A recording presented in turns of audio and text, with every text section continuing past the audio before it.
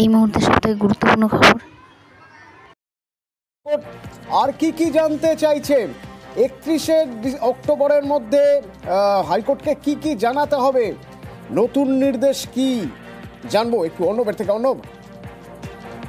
অতনু, এসএসসির যে নিয়োগ প্রক্রিয়া সুপ্রিম কোর্টের ডেডলাইন মেনে করা হচ্ছে, যা 31শে ডিসেম্বরের মধ্যে সম্পূর্ণ করার কথা, সেই নিয়োগ প্রক্রিয়ার ওপর কোনো রকম হস্তক্ষেপ কলকাতা হাইকোর্টে আজ বিচারপতি স্মিতা দাস দে না করলেও একটি বিষয়, যা 10 নম্বরের অভিজ্ঞতার একটা মার্কস রয়েছে, এই 10 মার্কস মানে একটা নিয়োগ পরীক্ষার প্রচুর পার্থক্য তৈরি করে দেয়।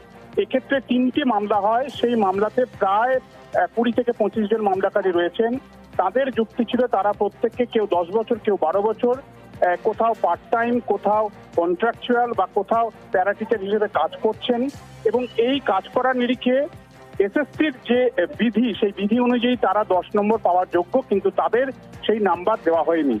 এই জায়গাতেই কলকাতা হাইকোর্টের বিচারপতি স্মিতা দাস দে আজকে নির্দেশ জারি করলো যে অভিজ্ঞতার যে 10 বছর, কেউ 12 বছর, কোথাও পার্ট টাইম, কোথাও কন্ট্রাকচুয়াল বা কোথাও প্যারা টিচার হিসেবে কাজ করছেন, এবং এই কাজ করার নিরিখে এসএসসির যে বিধি, সেই বিধি অনুযায়ী তারা 10 নম্বর পাওয়ার যোগ্য, কিন্তু তাদের সেই নাম্বার দেওয়া হয়নি।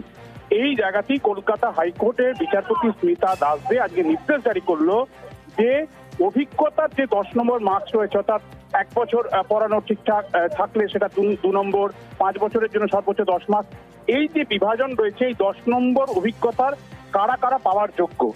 এসএসসির তরফে সিনিয়র অ্যাডভোকেট কল্যাণ বন্দ্যোপাধ্যায় আদালতে জানান যে এসএসসি ইতিমধ্যেই অভিজ্ঞতার নিরিখে 10 নম্বর কারা পাবে বা পাচ্ছে তাদের তালিকা তাদের কাছে প্রস্তুত রয়েছে, কিন্তু সেই তালিকাতে এই মামলাকারীদের জায়গা নেই, কারণ সাবস্টেন্টিভ পোস্ট অর্থাৎ প্রকৃত যে শূন্য পদ, তার ভিত্তিতে এই প্যারা টিচার বা অস্থায়ী শিক্ষকরা আসেননি।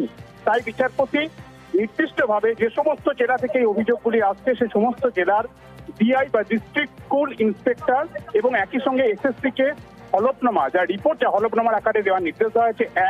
এই অভিজ্ঞতার নিরিখে 10 নম্বর পাওয়ার যোগ্য কারা, সাবস্টেন্টিভ পোস্টে অস্থায়ী শিক্ষক, পার্শ্ব শিক্ষক বা চুক্তিভিত্তিক শিক্ষক হিসেবে কারাই 10 নম্বর পাবেন।